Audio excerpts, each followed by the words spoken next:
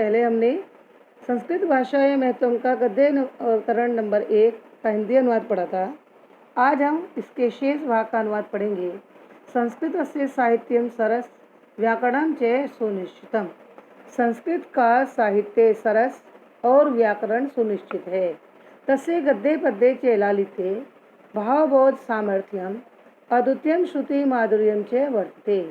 उसके गद्य और पद्य में सौंदर्य, भावबोध की समर्थता और सुनने की मधुरता अद्वितीय है।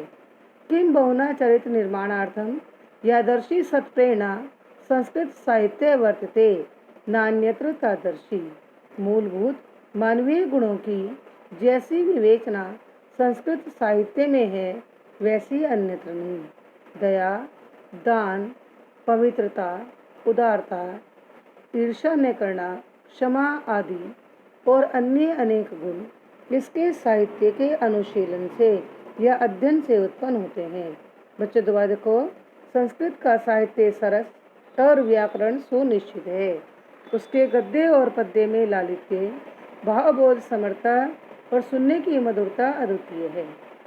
और अधिक क्या, चरित्र निर्माण की जैसी सच्ची प्रेरणा संस्कृत भाषा देती है वैसी कहीं और नहीं। मूलभूत मानवीय गुणों की जैसी सच्ची विवेचना संस्कृत साहित्य में है वैसी कहीं और नहीं। दया, दान, पवित्रता, उदारता, ईर्ष्या द्वेष न करना, क्षमा आदि और अन्य अनेक गुण इसके साहित्य के अनुशीलन से या अध्ययन से उत्पन्न होते हैं।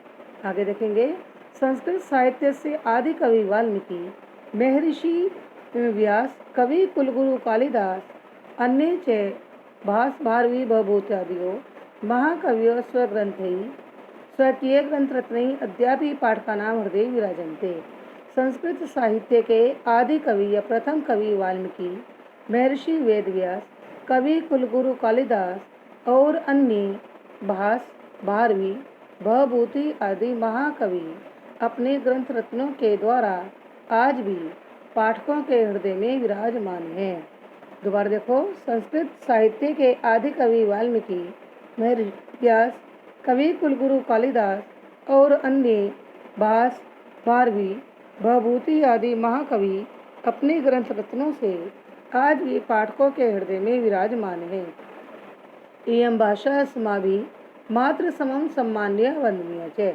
यह भाषा हमारे द्वारा माता के समान सम्मानीय और वंदनीय है। यतो माने क्योंकि भारत मातु स्वातंत्र्यम गौरवम अखंडत्वम सांस्कृतिकम एकत्वम च संस्कृतेन सुरक्षितम शक्यन्ते।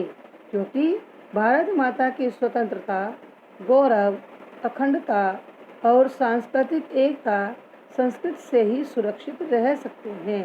इयं संस्कृत भाषा सर्वासु भाषासु प्राचीनतमा श्रेष्ठा च अस्ति। यह संस्कृत भाषा सभी भाषाओं में प्राचीनतम और श्रेष्ठ है। ततः सुष्ठुक्तम, ततः उचित ही कहा गया है, भाषासु मुख्या मधुरा दिव्या गिर्वाण भारती। भाषाओं में मुख्य, मधुर, दिव्य, गिर्वाण भारती देववाणी संस्कृत है।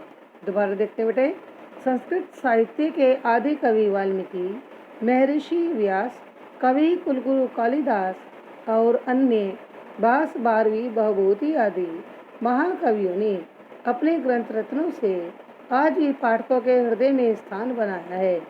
यह भाषा हमारे द्वारा माता के समान सम्मानीय और वंदनीय है।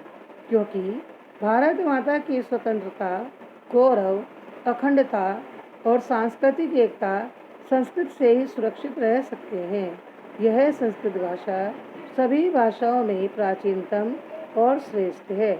अतः उचित ही कहा गया है, भाषा में मुख्य, मधुर, दिव्य, गिर्वाण भारती देवताओं की भाषा संस्कृत या देववाणी।